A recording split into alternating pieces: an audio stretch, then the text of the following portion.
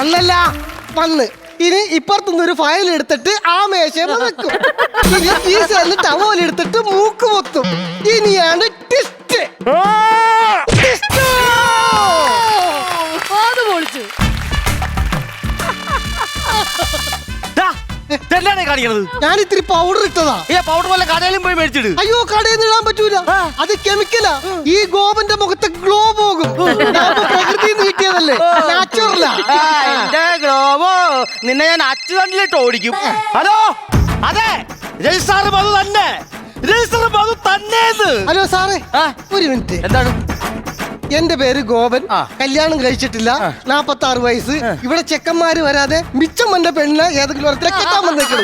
ഇതൊക്കെ എന്തിനാണ് നീ എന്നോട് പറയണത്? അല്ല സാറിനെ രജിസ്റ്റർ ചെയ്ത്, അപ്പൊ ഞാൻ എന്റെ രജിസ്റ്റർ ചെയ്യണ്ടേ? എന്റെ ഗോപ, ഞാൻ നിന്നോടൊരു കാര്യം പറയട്ടെ.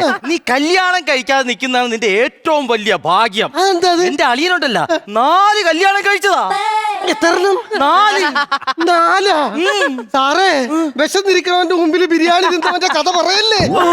ഒന്നാമത്തെ ഡിപ്രഷൻ